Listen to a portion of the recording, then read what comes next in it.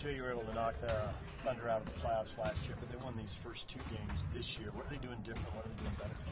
I mean, it's pretty much the same concept. These guys are just pretty much as ready to play those games, and we wasn't. Even though I felt like the last time we played them was a good game. Obviously, Paul George is playing at a high level. He did a great job with those 2 games, but I think the time we went to OKC, we just turned the ball over time after time. We got to take care of the ball. Obviously, these guys convert off turnovers very well. So we understand what we have to do to get a win, especially on the road.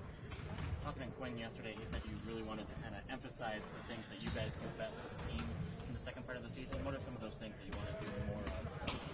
I feel like we obviously want to run, especially off our turnovers. We haven't done a good job of converting off our turnovers. We have done a great job of turning guys over.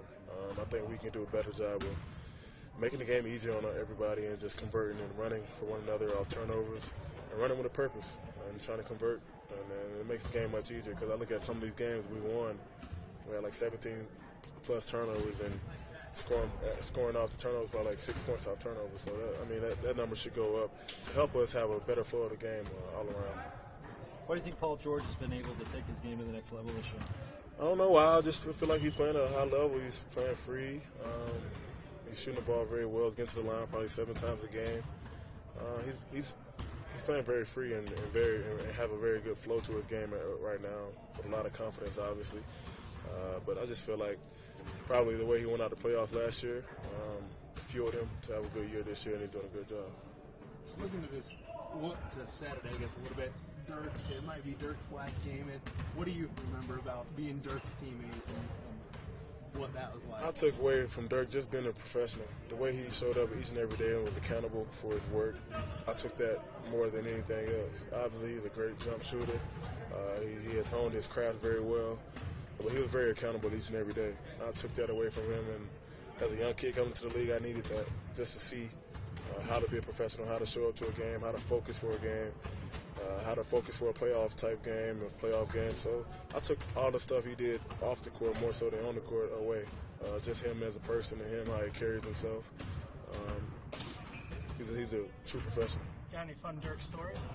A lot of them. I mean, I never forget. He lit into one of my. I was a rookie, and I had another rookie who was drafted with me. In our first playoff game, we come in the locker room. I was focused. I was nervous. Obviously, I knew I was going to play, but the other rookie wasn't going to play, and he came in joking. And Dirk never really gets mad, especially at his teammates. And I never forget he laid into him right there pregame, like we're trying to win an effing playoff game. He just laid into him, and I was like, oh, this is for real. It just shows how competitive he is and how much he prepares and how he prepares. But it was all business, and that's one of the moments you rarely see from Dirk, but it came out then. You know, Dante was a partial participant in practice yesterday. What would him coming back mean for you guys in the second season? Obviously, for us trying to get as healthy as possible for the last stretch of the season is key. He brings a lot of playmaking to our team. He does a great job of getting everybody involved, with getting himself involved. And he's a tall body, long, athletic guy who helps us on both ends of the court, obviously. But his playmaking ability is top on our list, and we can't wait for him to get back. And then we learned about the autism diagnosis of Joe Ingles' son over the break. What are some of the things you guys can do as teammates to kind of help support him? Well, you just be there for him each and every day.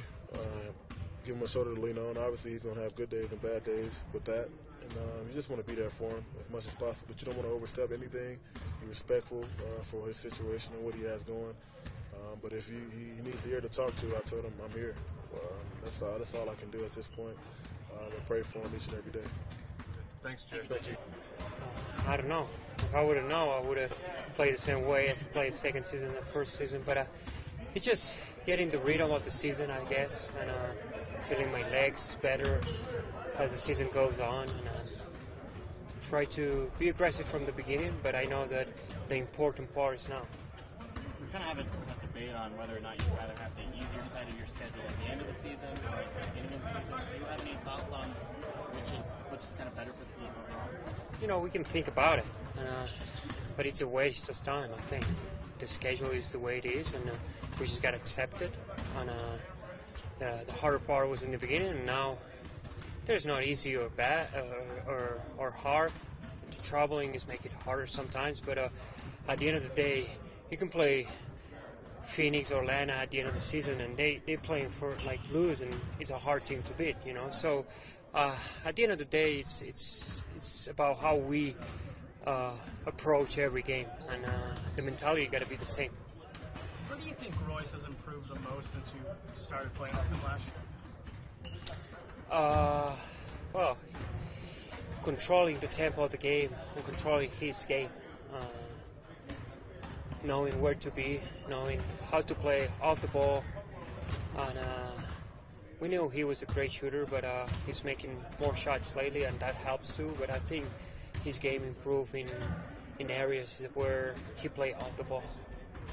You talked about the challenge of playing against Russell Westbrook. Well, one of the best pointers in the league, and athletic, but can't guard him one-on-one. It's a team thing, and we're ready for that. We faced him a couple times, more than a couple times the last couple of years, and we're just gonna keep doing what we do. You've already seen Oklahoma City twice this year. After you knocked them out in the playoffs, they were able to get the better in those 2 regular season games. How have they improved? What do they do better? Well, Paul George is playing in another level. He's playing great in both ends of the court, and they just got better. I think they're playing with. They play aggressive last year, but I think they even play more aggressive this year, especially on defense. And then they're running. If you get turnovers, it's hard for us to stop them in front of fast break. All right, thank you.